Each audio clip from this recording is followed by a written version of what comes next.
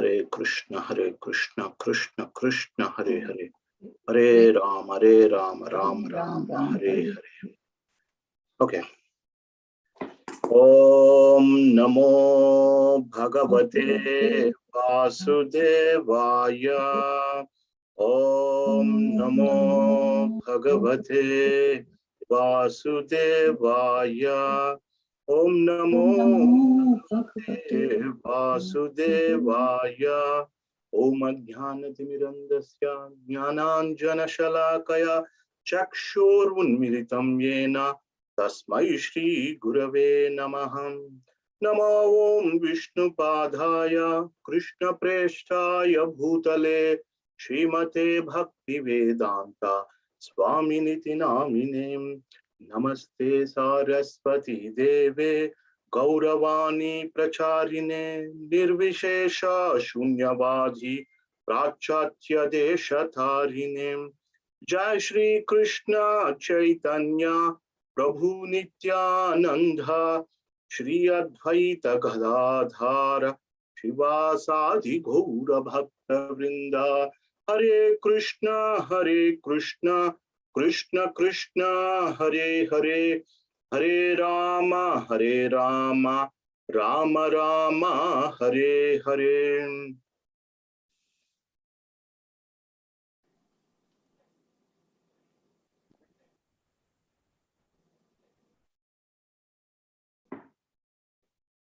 Let me just share the screen. I've got too many open here tabs.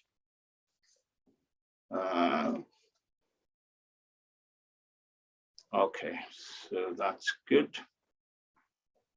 Hare Krishna.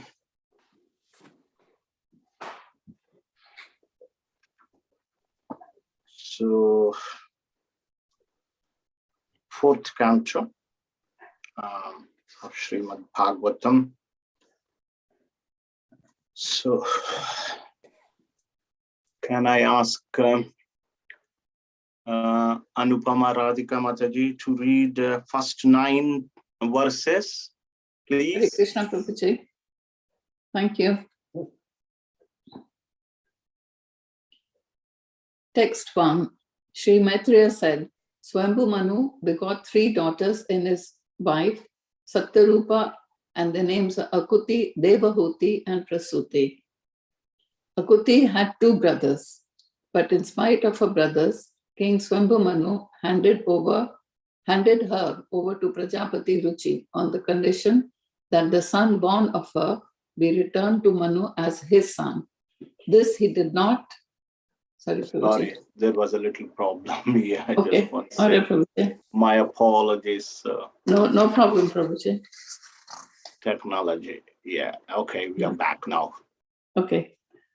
Akuti had 2 brothers, but in spite of her brothers, King Swambhu Manu handed her over to Prajapati Ruchi on the condition that the son born of her be returned to Manu as his son. This he did in consultation with his wife Satyarupa. Ruchi, who was very powerful in his Brahmanical qualifications and was appointed one of the progenitors of the living entities, begot 1 son and 1 daughter by his wife Akuti. Text 4. Of the 2 children born of Akuti, the male child was directly an incarnation of the Supreme Personality of Godhead, and his name was Yagna, which is another name of Lord Vishnu. The female child was partial incarnation of Lakshmi, the goddess of fortune, the eternal consort of Lord Vishnu. Text 5. Swambhu Manu was very gladly brought home the beautiful boy named Yagna, and Ruchi, his son-in-law, kept with him the daughter Dakshina. Text 6. The lord of the ritualistic performance of Yagna later married Dakshina, who was anxious to have the personality of Godhead as her husband. And in this wife, the Lord was also very much pleased to beget 12 children. Text 7.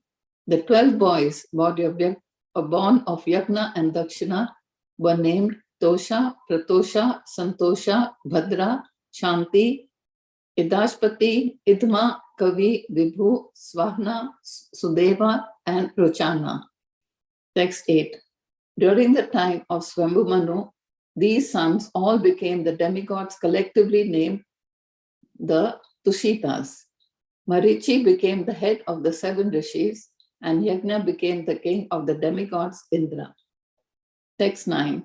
Swambhumanu, 2 sons, Priyavrata and Uttanapad, became very powerful kings, and their sons and grandsons spread all over the 3 worlds during that period. Thank you, Prabhuji. Thank you very much, Mataji. Really appreciate. Okay, Hare Krishna. So in this chapter, we will be hearing so many names, but don't worry. Just by hearing these names, they're all pious devotees of the Lord.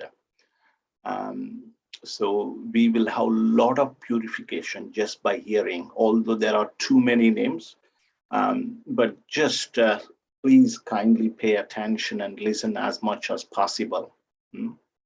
As you can see, the chapter, 4th canto, begins with the genealogical table of the daughters of Manu. So there will be many personalities in that lineage, and their names were mentioned in this chapter.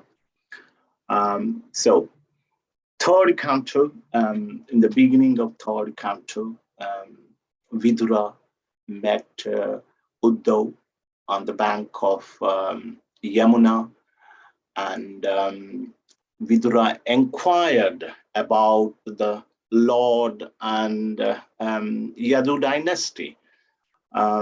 So Uddhav had given all the information to him. However, he did not disclose the departure of the Lord from this world. When Vidura asked more questions, Uddhav directed Vidura to Maitreya, who is residing on the bank of Ganges near Hardwar. So that discussion is going on. The discussion between the 2 great souls, Vidura and Maitreya. From the beginning of 3rd chapter, it is going on, and it is going to go further. We will see 4th canto, maybe in the 5th canto as well. That is the discussion we have been hearing. So 3rd canto and 4th canto, they talk about Sarga and Visarga. Sarga means primary creation done by the Lord is called Sarga. Visarga is the secondary creation done by the Brahma and other Prajapatis. It is called Visarga, secondary creation. There was some little bit, yes, there was a little information about primary creation by the Lord in the 3rd canto. And there is quite a lot about the secondary creation by Brahma and Brahma's dynasty or progeny, so that will continue in the 4th canto as well. Visarga, secondary creation. Various Prajapatis, they produce various children, and their family history is given in the 4th canto. So let me share a picture if possible. Can you see anything here by any chance? Yes, can you see this table here? Swayambhu Manu table by any chance? Yes, Prabhuji. Yes, Prabhuji.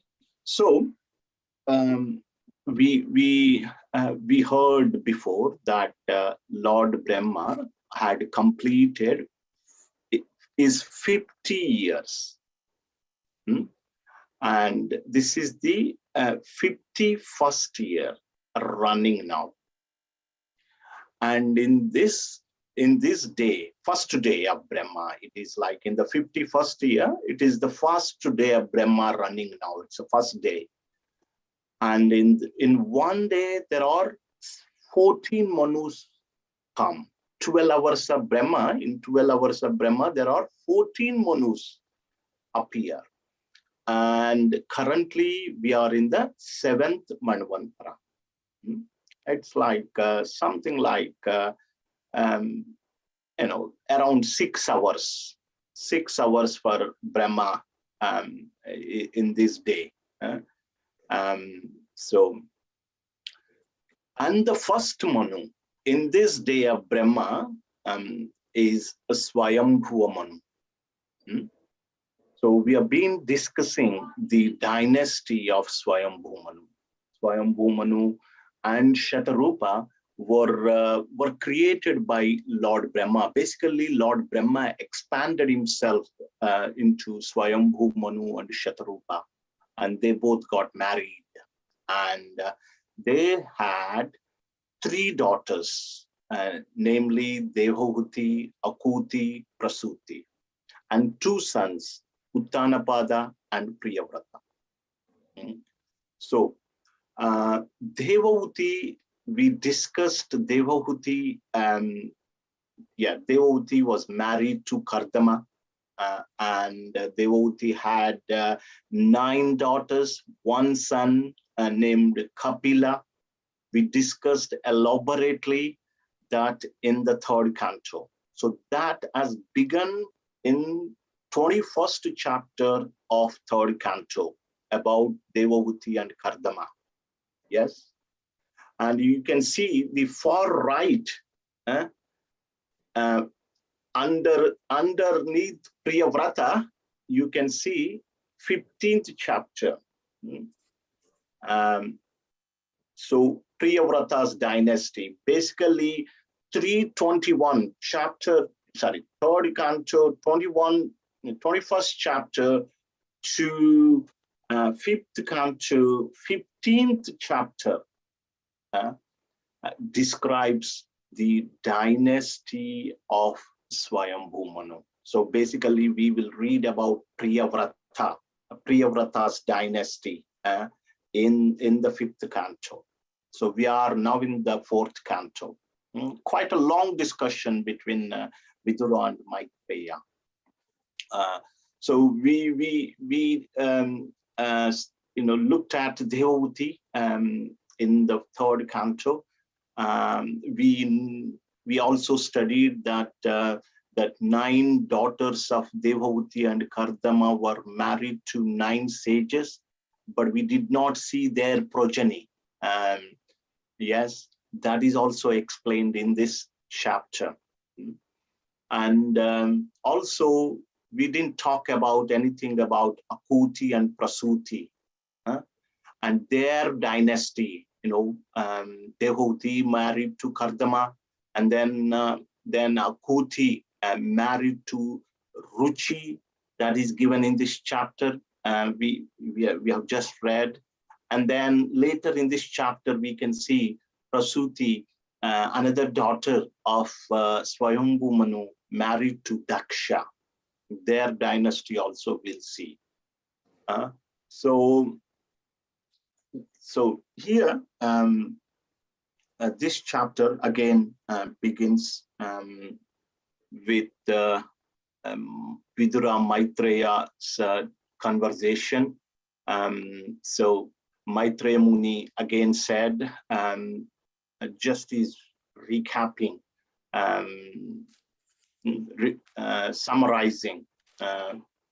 They had 3 daughters, Akuti, Devahuti, Prasuti. We discussed about Devahuti in the 3rd canto, and now he's talking about Akuti. Akuti, the 2nd daughter, or actually 1st daughter here as per this series here. So she was given to a sage called Ruchi.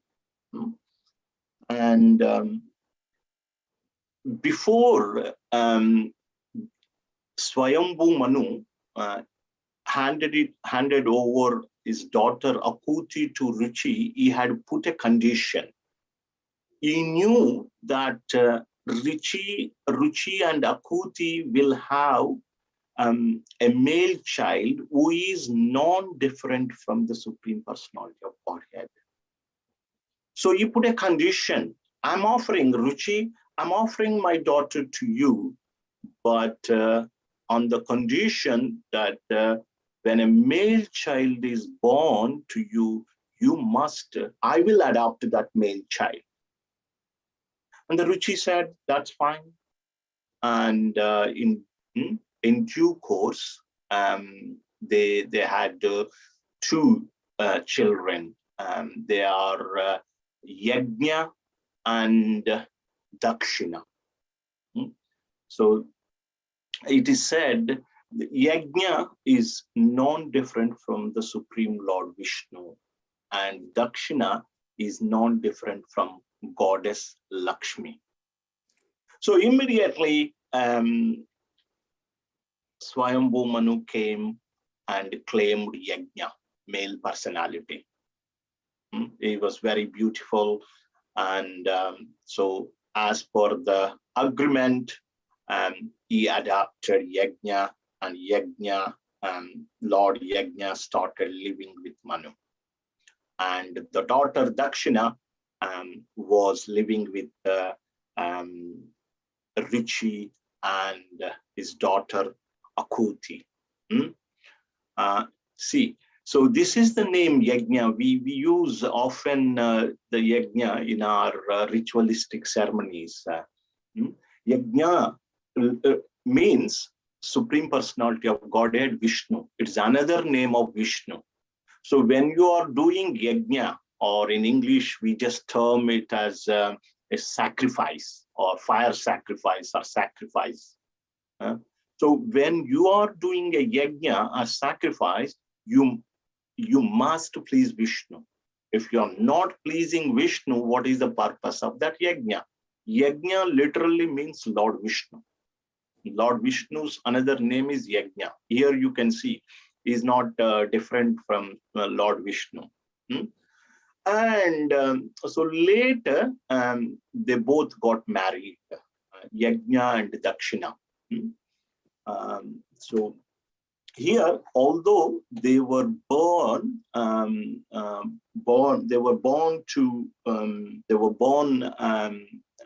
simultaneously to Ruchi and Akuti, but however, they are eternal consorts. Yajna was adopted by Manu, and Dakshina was with Ruchi, but later they both got married. They were eternal consorts. So just like Brahma expanded himself into Swayambhu Manu and Shatarupa, they both got married. And another example is that King Vena. King Vena, when he died, his dead body was churned, and from that dead body, King Prithu and his wife came. So they both got married. Although they were born to Ruchi and Akuti, but they were eternal consorts of the Lord. Eternal consorts, and that's why they got married. And later it is said both Yajna and Dakshina, they produced 12 boys. Their names were given. They are collectively known as Tushtitas. They are called Tushitas, and they became demigods during the rule of Swayambhu Manu. Hopefully that is clear, and so let's move on. And the next section is a bit long, and basically it talks about the genealogical line of devotee. We did not discuss the progeny of Devavuti's daughter. They got married to nine sages. We know Kapila Muni had left to perform austerities. We know that to date is living near Ganga Sagar and is performing austerities for the well-being of humankind. So the 9 daughters, their dynasty, we did not talk. So that is given from text 10 to 47. So if somebody can read from text, from text 10 to text 33, that would be great. I can read, Prabhu. Okay. Thank you so much, Prabhu. Text 10 to 33. Okay, text 10. My dear son Swayambhu Manu handed over his very dear daughter Devahuti to Kardama Muni. I have already spoken to you about them and you have heard about them almost in full.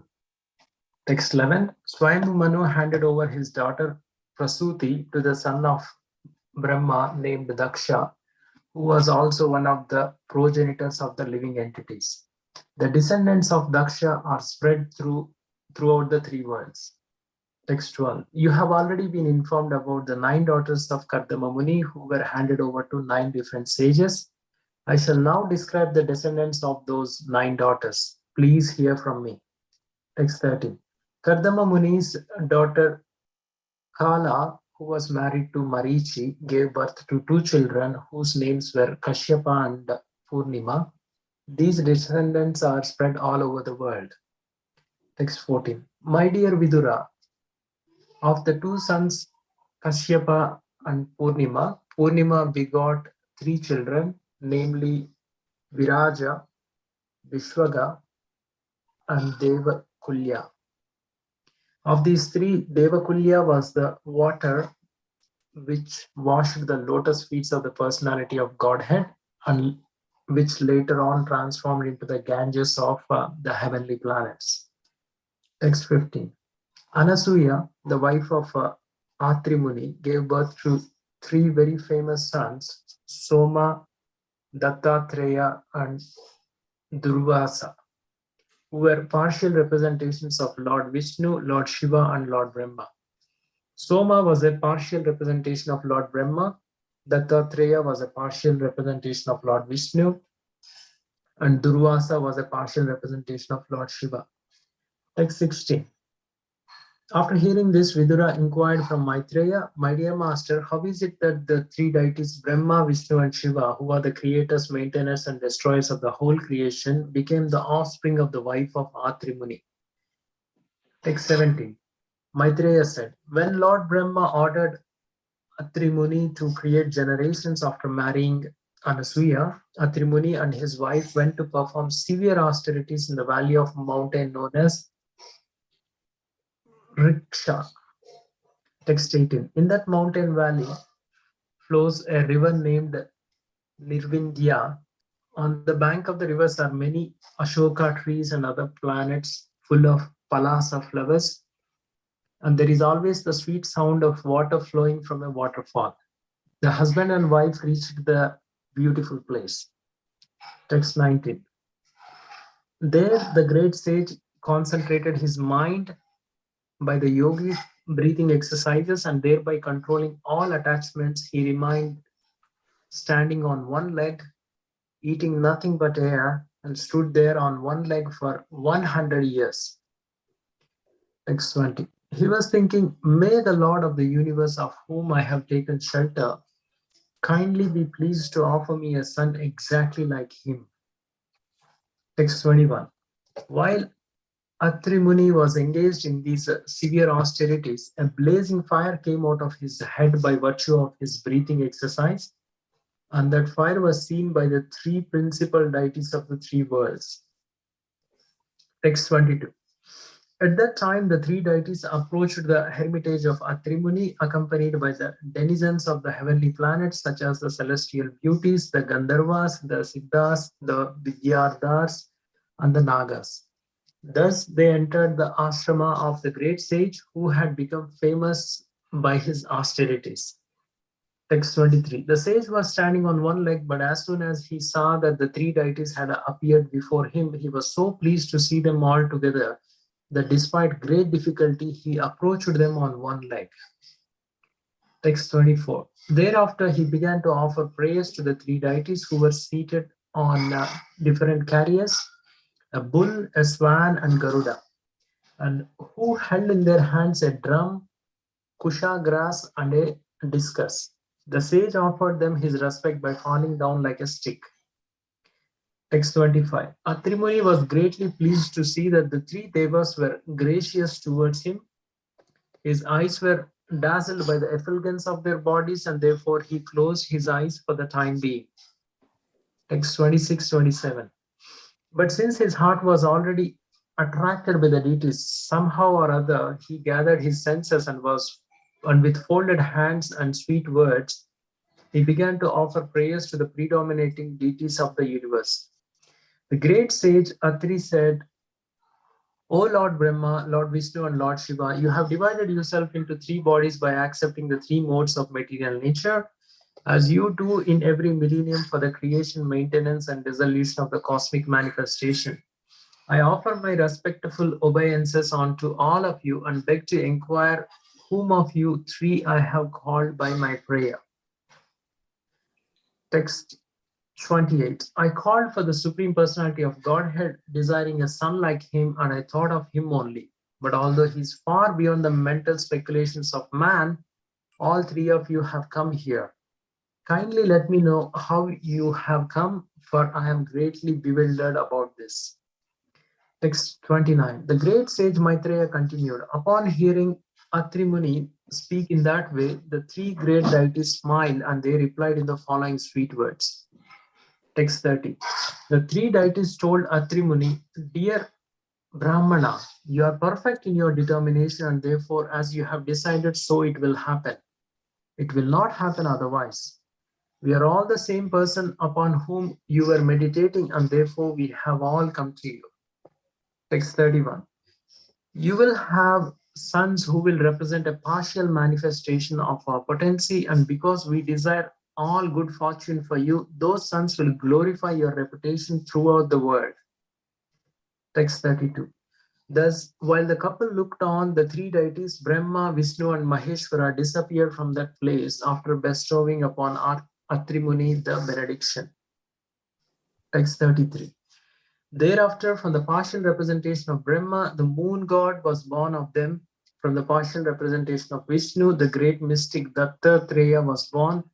And from the partial representation of Shankara, Lord Shiva, Durvasa was born. Now you may hear from me of the many sons of Angira. Thank you very much, Prabhu. Thank you, Prabhu. I hope that the names right. No, you did a good job. Yeah, I've got a table here. What I can do is I can put a group so that it becomes easy. But don't worry, sometimes be a little bit patient, you'll be fine.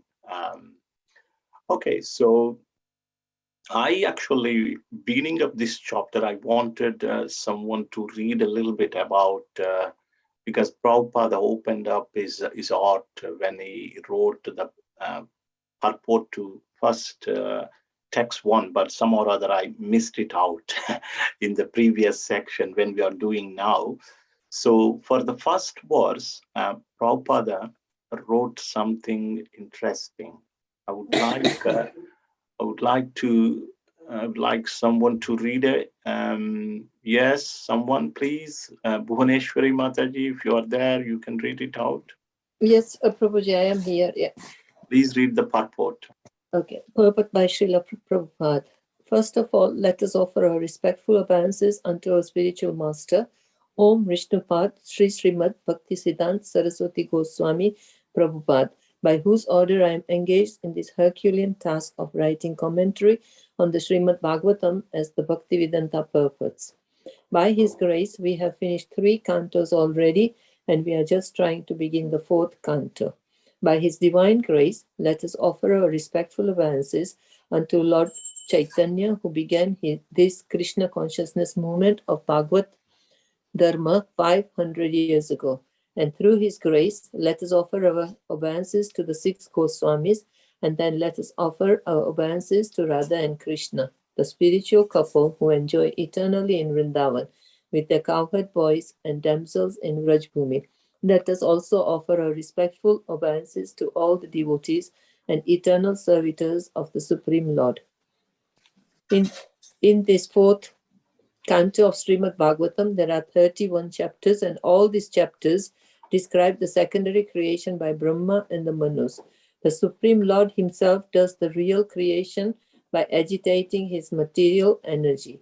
And then, by his order, Brahma, the first living creature in the universe, attempts to create the different planetary systems and their inhabitants, expanding the population through his progeny, like Manu and other progenitors of living entities who work perpetually under the order of the Supreme Lord. In the first chapter of this 4th canto, there are descriptions of the 3 daughters of Swayambhu Manu and their descendants. The next 6 chapters describe the sacrifice performed by King Daksha and how it was spoiled. Thereafter, the activities of Maharaj Dhruv are described in 5 chapters.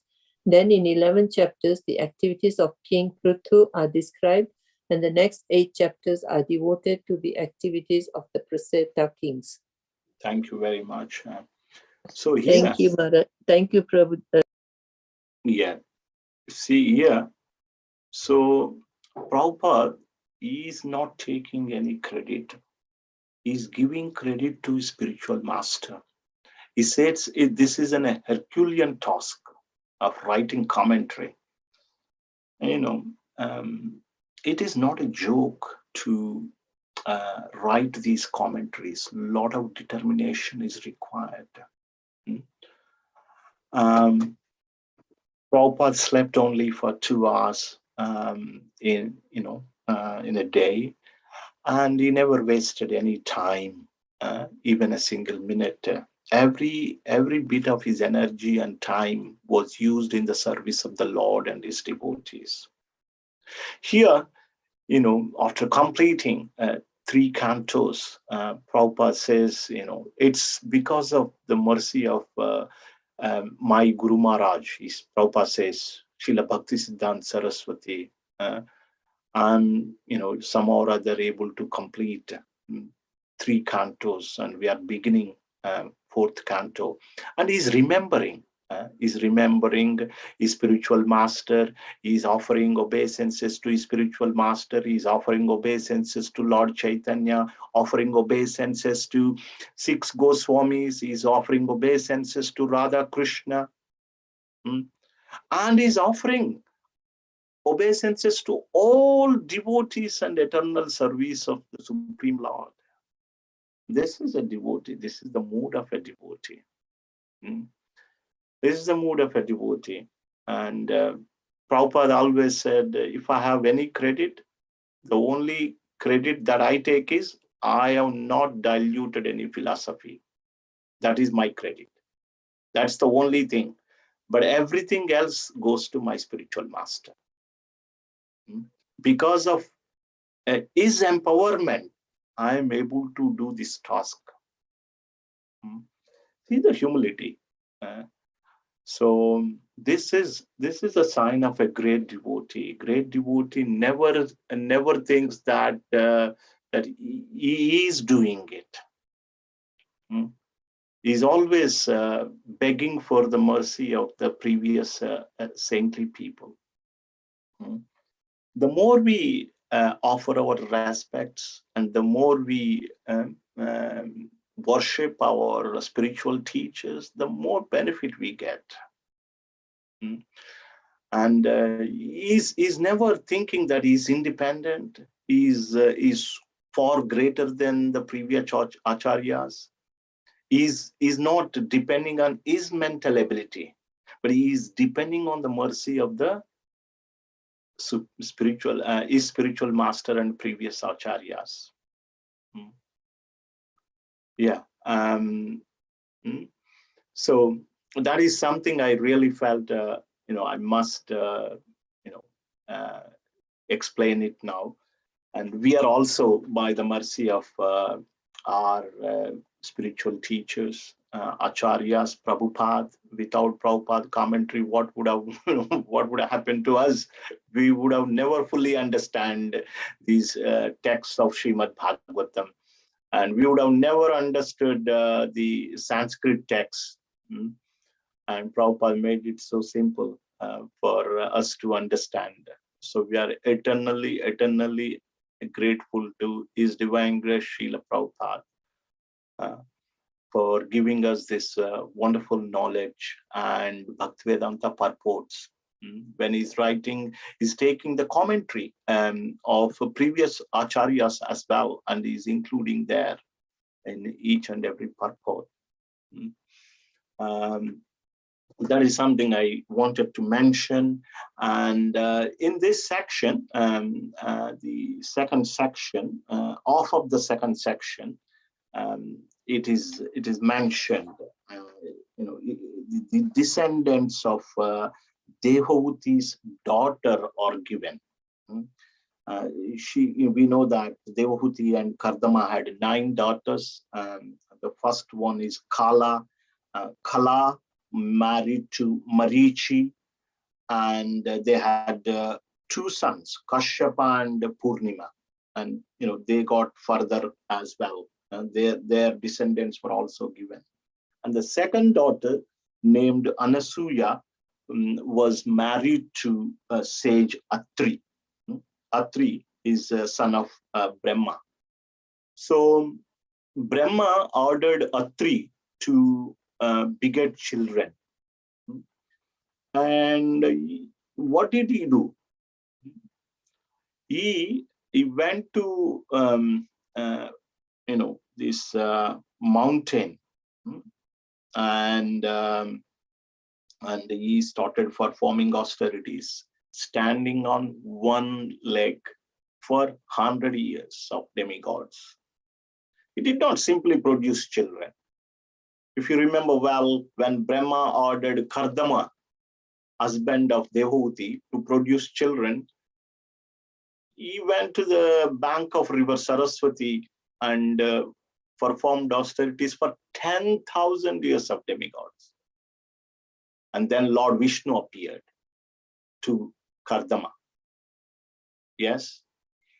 And then he said, yeah, don't worry, you'll be getting Devahuti as your wife, and I will take birth. You'll have 9 daughters. I will take birth as Kapila, he mentioned.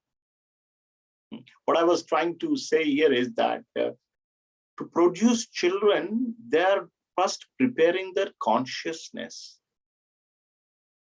Depending on our consciousness, the progeny comes out. So, he performed severe austerities. Atri, husband of Anasuya, both performed, not just one, together. Together. They just simply didn't go for a honeymoon or something like that. Although they were alone and in the nice valleys, they were living, but they were performing austerities. And so he was praying on the Supreme Lord. He was meditating on Jagadishwar, the controllers of the universe. We know that Lord Vishnu is the maintainer, Lord Brahma is the creator, and Lord Shiva is the destroyer. That's why they call it God, G-O-D. G means generator, O means operator or a maintainer, and D means destroyer. Generator, operator, destroyer, God. And actually, Lord Vishnu himself takes, they are called Gunavataras. Lord Mahavishnu actually takes the form of Lord Brahma and Lord Shiva, takes the form, or rather, he invests that potency in Lord Shiva and Lord Brahma as well. So these, when he performed austerities, the three deities, namely Lord Vishnu, Lord Brahma, Lord Shiva, they came there and they were very pleased with his austerities. Actually, the fire was emanating from his head. He was performing severe austerity.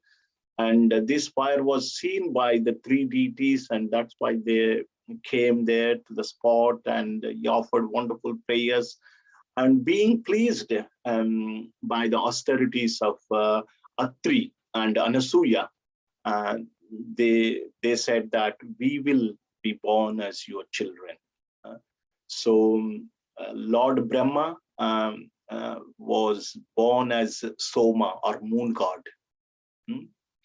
And Lord Shiva was born as what is his name? Durvasa.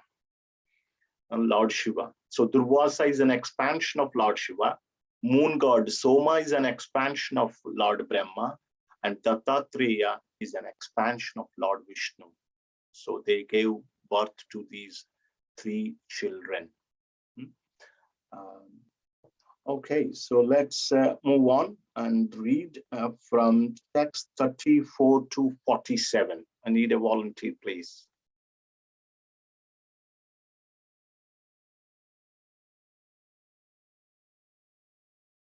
34 to 47.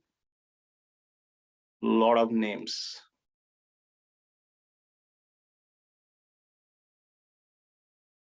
Okay, if there is no volunteers, I need to pick someone up. Meena Jetani Mataji, are you there? Prabhuji, I'm there, but I'm actually outside. Outside, don't worry. That's why I haven't volunteered. I'm so sorry. No, don't worry. Prabhuji, Praneshwar Prabhu will read it. Okay, no problem. That's good. Text 34 onwards. There are plenty of names. Hare Krishna Prabhuji. Haribol. 34 to 46. 47, please. Yes. Hare Krishna. Angira's wife, Shraddha, gave birth to 4 daughters named Siniwali, Kuhu, Raka, and Anumati. 35. Besides these 4 daughters, she also had another 2 sons. One of them was known as a Utthatya, and the other was the learned scholar Brahaspati. Text 36. Pulastya begot in his wife Havirbhu one son of the name Agastya, who in his next birth became the Haragni. Besides him, Pulastya begot another very great and saintly son, whose name was Visrava. Text 37. Visrava had 2 wives. The first wife was Idavida, from whom Kuvera, the master of all Yaksas, was born, and the next wife was named Cassini, from whom 3 sons were born: Ravana, Kumbhakarna, and Vibhishana. Text 38. Gati, the wife of the sage Pulaha, gave birth to 3 sons named Karmastetha, Varyan, and Sahisnu, and all of them were great sages. Text 39. Kratu's wife Kriya gave birth to 60,000 great sages named the Valkyrias. All these sages were greatly advanced in spiritual knowledge, and their bodies were illuminated by such knowledge. Text 40. The great sage Vasistha begot in his wife Urja, sometimes called Arundhati, 7 spotlessly great sages headed by the sage named Chitraketu. Text 41. The names of these 7 sages are as follows: Chitraketu, Surochi, Viraja, Mitra, Ulbana,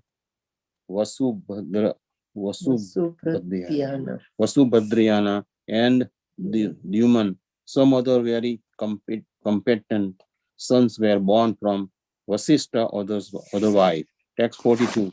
City wife of the sage Adharva gave birth to a son named Asvira by accepting a great vow called Dadoyinka. Now you may hear from about the descendants of the sage Bhargu. Text 40. Bhrugu. Sorry, Prabhu. Text 43. The sage Bhrigu was highly fortunate in his wife known as Khyati. He begot 2 sons named Datta and Vidhata, and 1 daughter named Sri, who was very much devoted to the Supreme Personality of Godhead. Text 44. The sage Meru had 2 daughters named Ayati and Niyati, whom he gave in charity to Datta and Vidhata. Ayati and Niyati gave birth to 2 sons, Markanda and Prana. Text 45. From Mrukhanda.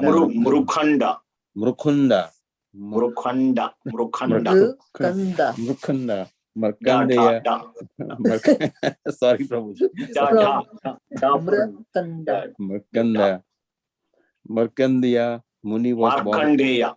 Markandeya Muni was born, and from Prana, the sage of Vedasira, whose son was Usana Sukracharya, also known as a Kavi.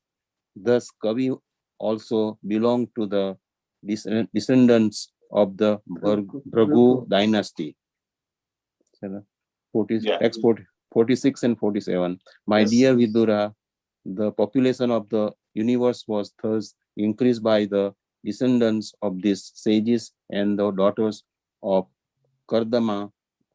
Anyone who hears the description of the dynasty with faith will be relieved from all sinful reactions. Another of Manu's daughter, known as a Prasuti, married to the son of Brahma named Daksha. Thank you, Prabhu. Hare Krishna. So we got some Falashruti there, in the text 46, 47, there is Falashruti. Falashruti means, what is the benefit of reading all these names? It is given here. Anyone who hears the description of this dynasty with faith will be relieved from all sinful reactions.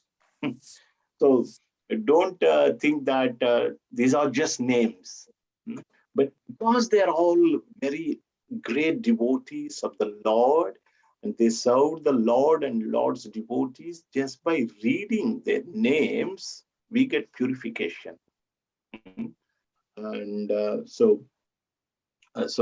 we read Kala. We are talking about the dynasty of the 9 daughters of Devhuti and Kardama. Kala was married to Marichi, and they had 2 sons, and they had further children as well. And the second daughter, Anasuya, was married to Atri, and we talked that story.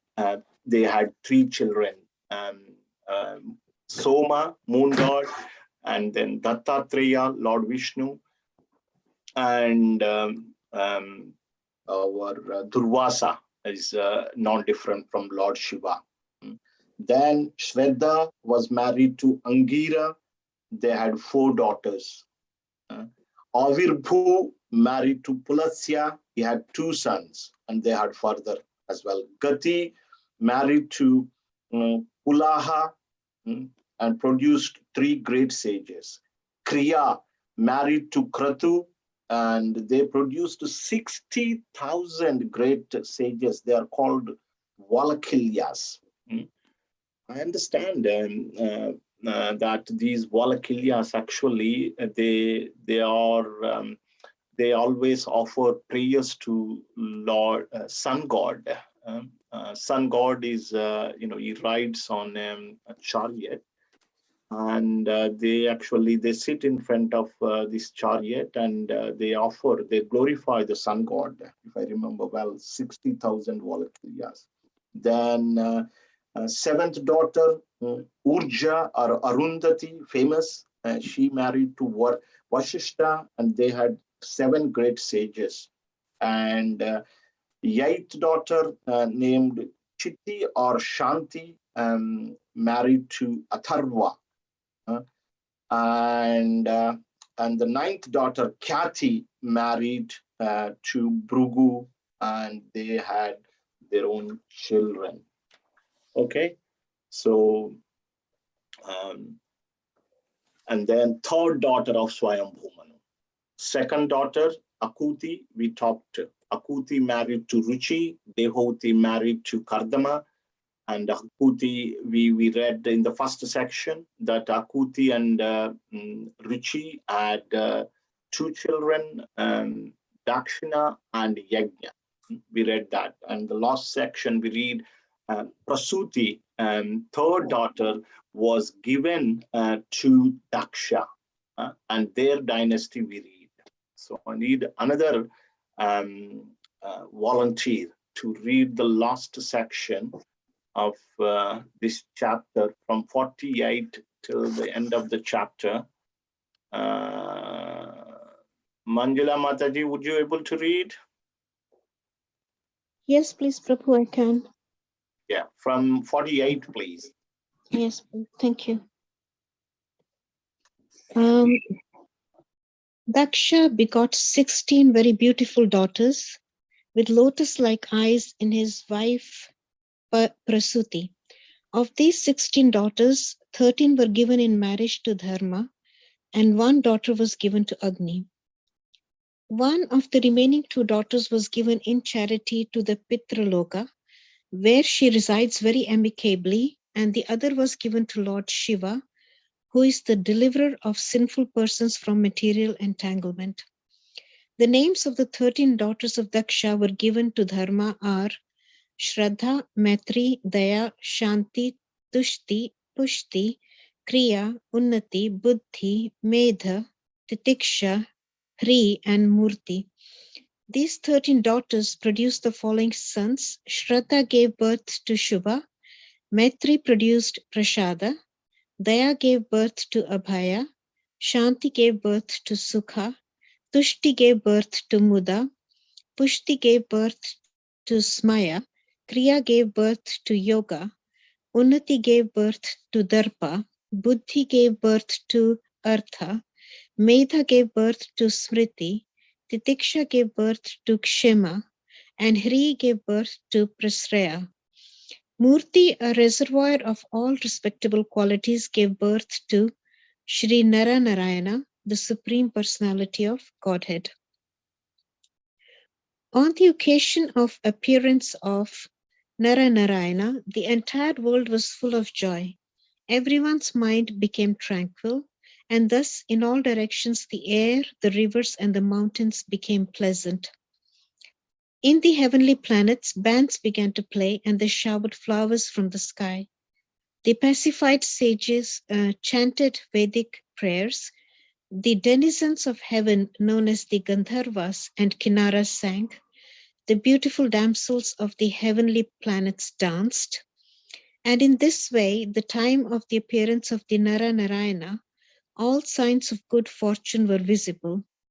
Just at that time, great demigods like Brahma also offered their respectful prayers. The demigod said, "Let us offer our respectful obeisances unto the transcendental personality of Godhead, who created as his external energy this cosmic manifestation, which is situated in him as the air and the clouds are situated in space, and who has now appeared in the form of Nara Narayana Rishi in the house of Dharma. Let the Supreme Personality of Godhead, who is understood by truly authorized Vedic literature and who has created peace and prosperity to destroy all calamities of the created world, be kind enough to bestow his glance upon the demigods. his merciful glance can supersede the beauty of the spotless lotus flower, which is the home of the goddess of fortune. Maitreya said, O Vidura, thus the demigods worshipped with prayers the Supreme Personality of Godhead, appearing as the sage Naranarayana. The Lord glanced upon them with mercy and then departed for Gandha Madana hill. The Naranarayan Rishi, who is the partial expansion of Krishna, has now appeared in the dynasties of Yadu and Kuru in the form of Krishna and Arjuna respectively to mitigate the burden of the world. The predominating deity of the fire begot in his wife Swaha 3 children named Pavaka, Pavamana, and Suchi, who exist by eating the oblations offered to the fire of sacrifice. From those 3 sons, another 45 descendants were generated, who are also fire gods. The total number of fire gods is therefore 49, including the fathers and the grandfather. These 49 fire gods are the beneficiaries of the oblations offered in Vedic sacrificial fire by impersonalist Brahmanas. The Agni Swatas, the Barhisadas, the Saumyas, and the Ajapyas are the Pitas. They are either Sagnika or Niragnika. The wife of all these Pitas is Swadha, who is the daughter of King Daksha. Swadha, who was offered to the Pitas, begot 2 daughters named Vayuna and Dharini, both of whom were impersonalists and were expert in transcendental and Vedic knowledge. The 16th daughter, whose name was Sati, was the wife of Lord Shiva. She could not produce a child, although she always faithfully engaged in the service of her husband. The reason is that Sati's father Daksha used to rebuke Lord Shiva in spite of Shiva's faultlessness. Consequently, before attaining a mature age, Sati gave up her body by dint of yogic mystic power. Hare Krishna. Thank you, Prabhu. Thank you so much, Mataji, for reading so nicely. Okay, we are talking about third daughter of Manu, named Prasuti, who married to Daksha, another son of Brahma, a very expert. Daksha literally means expert, one who is expert, ambidextrous, Daksha. So Prasuti and Daksha, they produced 16 daughters altogether, right? And 13 of those daughters were handed over to Dharma. Each of these daughters had 1 son. They produced 13 daughters with Dharma, produced 13 sons.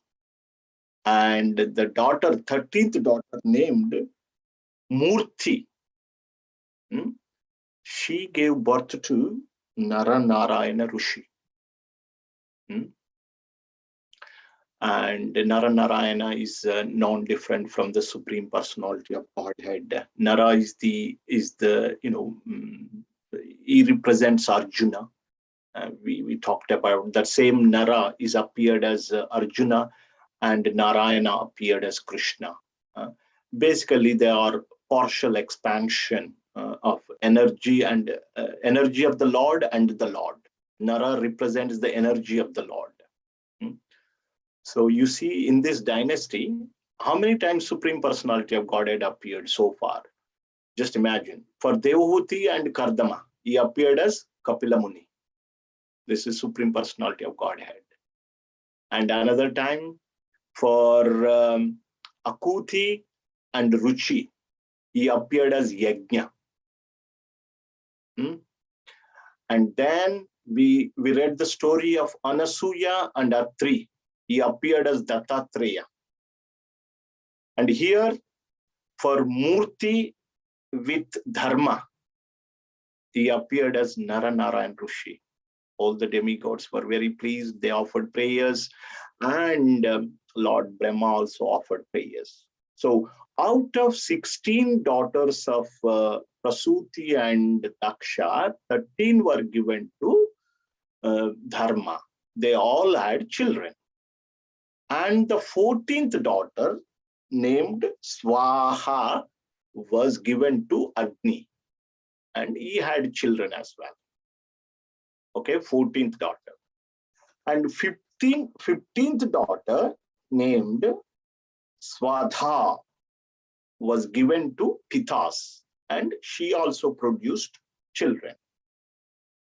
And here, Maitreya Muni tells Vidura that 16th daughter was given, 16th daughter, a name was known as Sati, was given to Lord Shiva.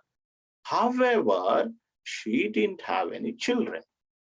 So with this one point, so Vidura questions why he couldn't have children, why Sati, the 16th daughter of Daksha, why she couldn't have any children. That is the question, and that leads next 6 chapters. And here you can see that Sati chose her husband, Lord Shiva, as her husband. In spite of Shiva's so much good qualities, Daksha always used to rebuke Lord Shiva. And so Sati gave up her body by dint of mystic power. And that's why they couldn't have, the 16th daughter of Daksha did not produce any progeny.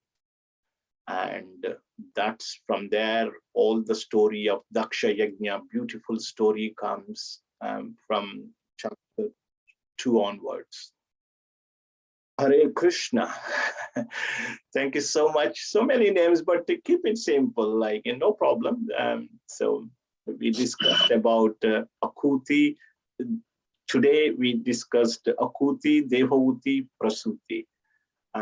So we discussed about Devahuti and Kardama in the 3rd canto, and their daughters, 9 daughters, the descendants of 9 daughters we discussed in the chapter. And we also discussed Kuti and her husband Ruchi. They produced 2 children, Yajna and Dakshina. We discussed about them. And the 3rd daughter was married to Daksha, and they produced 16 daughters. 13 of them were handed over to Dharma, and they all had children. And the 14th one, Swaha, was handed over to Agni. They had children. 15th one, Swadha, was handed over to Pitas. She had children. However, the 16th daughter of Daksha, namely Sati, was married to Lord Shiva, but she couldn't have any children because she gave up her body as a result of Daksha kept rebuking her husband, Lord Shiva. That's where this ends. And from this next chapter onwards, it's a beautiful story of Daksha Yajna, the sacrifice of Daksha. And we will continue, Krishna willing. Thank you very much. Anybody has any comments? Who would like to remember the names when you come tomorrow? When you come tomorrow, I'll be asking the names of all these devotees. Prabhuji, can I ask a question? Sure. Prabhuji, usually the Lord comes or descends because of irreligious principles. But in Satyug, there is less of this irreligious principles. So why does it come so many times? Good question. So it's only not the, always not just for the, Krishna says in the Gita, Paritranaya sadhunam, to protect the saintly people. And then it says that to annihilate the miscreant, to re-establish the religious principles. And that's how the Lord comes for that reason. But Lord Chaitanya came. He has a slightly different purpose, but he also gives the pleasure. Say, for example, Kapila gave the knowledge. With that knowledge, he killed the ignorance of people. Like that. So Lord comes and displays his pastimes, and by hearing those pastimes, by relishing that pastime, our ignorance is destroyed. He gives pleasure to his own devotees as well. Paritrana, sadhuna, giving pleasure also for the devotees. Not every time that he has to kill the miscreant, he has to punish the miscreants. That's my understanding, Mataji. Hare Krishna. Padma Mataji. Thank you. Hi, Hare Krishna Prabhuji. Thank you very much for giving me the opportunity. In all those names, there's a mention of Sage Bhrigu and his daughter Sri. Is this the same Lakshmi Devi, the consort of Lord Venkatesha? Okay. See, consort of Lord Venkatesha, that she's an eternal consort, but I have to check. What happens, Padma Mataji, is that, the names of the Lord and Lord consorts were given to the children. Say, for example, I call my daughter Bhakti. So because there is a Bhakti Devi spiritual world, I call my daughter Bhakti. Like that. So my understanding, she may not be the same Shri, but I can double check. Because it's Bhrigu Muni who strikes Lord Vishnu on his chest, and Lakshmi Devi gets angry and she leaves for Bhuloka, and then eventually Lord Vishnu follows her as Srinivas and marries her along with Padmavati. So I just wondered if it's the same person. I have not heard it, but that's a very good question. Definitely, first daughter was Shri. Here it is given. But I have not heard that way because Shri also left now. Because Lakshmi Devi left, and that's why our Srinivas or Lord Vishnu also followed her. So and I don't know. If you go by this. Another story where I read, Bhrigu Maharshi actually requests, apologizes to Lakshmi Devi and actually requests her to be born as his daughter. Okay. So that's why I made that connection and wondered, but I'm not sure. It's definitely a logical thinking, but I do not have an answer. I don't want to just give you a incorrect answer. I have to check, and if you find anything in relation to that, please do let me know. But I understand your thinking. Definitely, it's a logical thinking. Thank you very much, Prabhuji. Thank you. Thank you very much, Mataji. Appreciate it. And there is one comment from our Hare Krishna Prabhu. Is Dharma as the same person as Yamadharma, son of Surya? That's what I understand, Prabhu. But again, while reading, that's what I understood. Dharma is son of Surya. Yes, it is Yamadharma, I'm thinking. But again, I can double check and let you know. That is my understanding. Thank you, Prabhuji. Yes. Hare Krishna, Srila Prabhupada ki jai. Thank you so much, everyone. Krishna willing, we shall see you all next week. Thank you, Prabhuji. Thank you. Thank you very much, Prabhuji. Gauranath Prabhu ki jai. Gaura Bhakta Vrinda ki jai. Everyone, please remember all the names that are given here.